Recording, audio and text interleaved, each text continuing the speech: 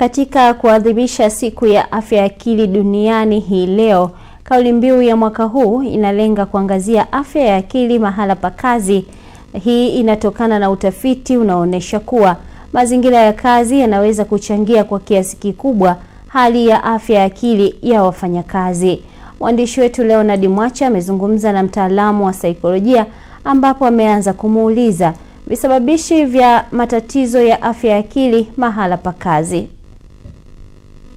Visababishi vikubwa kwenye mazingira ya kazi kwanza ni matarajio, kama ambavyo nimekuwa nikisema mara kadhaa kwamba mfanyakazi na mwajiri wote wana matarajio. Sasa mmoja wapo akiwa na matarajio makubwa kuliko uhalisia, kwa vyovyote atapata changamoto ya afya ya akili. Na tunapozungumza afya ya akili mahala pa kazi, tusizungumze tu kwa upande mmoja, kwa maana kwa watumishi. Hata bosi anaweza kupata hiyo changamoto, kwa sababu bosi yuko pale kuona matokeo. Sasa kila siku anapozungumza au anapojaribu kufanya uwekezaji kwa maana kifedha, rasilimali watu, akiona matokeo hayapati na matarajio yake ni kupata matokeo, anapata changamoto za afya ya akili. Swala la afya ya akili ni swala la wote. Kwa matarajio inaweza ikawa ungependa uwe na ofisi ya aina gani, wahudumia watu wa aina gani, bosi aweje, na mshahara pia. Swala la namna ambavyo mtu alipata kazi, kwa mfano issue za rushwa, ngono ziko sana makazini. Hiyo pia inaweza kumfanya mtu kwenye utendaji wa kazi akakumbana na hii changamoto, kwa namna tu ambavyo pengine alipata hiyo kazi yake. Akiwa na sifa ataamini kwamba amepata ile kazi kwa sababu ya sifa alizonazo na uwezo. Hajapata kazi kwa sababu ya mapenzi. Sasa mtu akipata kazi kwa sababu ya mapenzi, kwa sababu ya rushwa, anatamani kila kitu chake atakachofanya pale kazini kiendane na kile alichokifanya mwanzo. Kwa sababu namna utakavyoingia ndio ambavyo utaishi.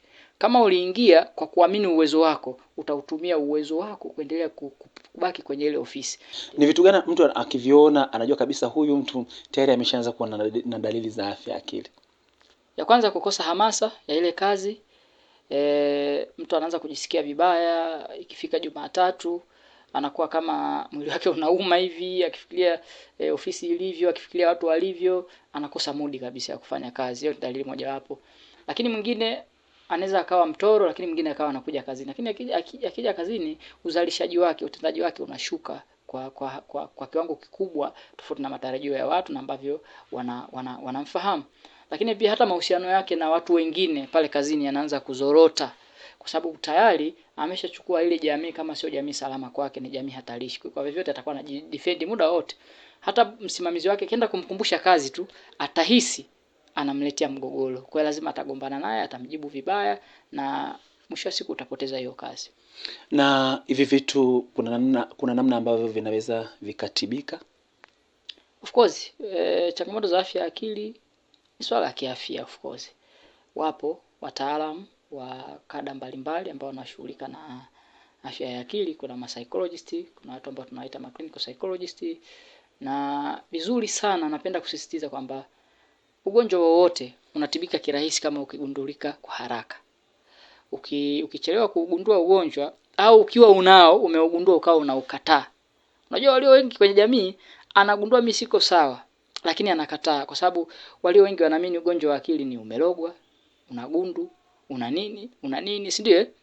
Kwa hiyo sio kitu ambacho watu wengi wanakichukulia kwa maanani, na akipata ugonjwa wa akili basi atamtafuta mganga. Sasa akimtafuta mganga atapoteza vitu vingi, atapoteza ndugu, kwa sababu mganga lazima atakwambia shombo kakuloga.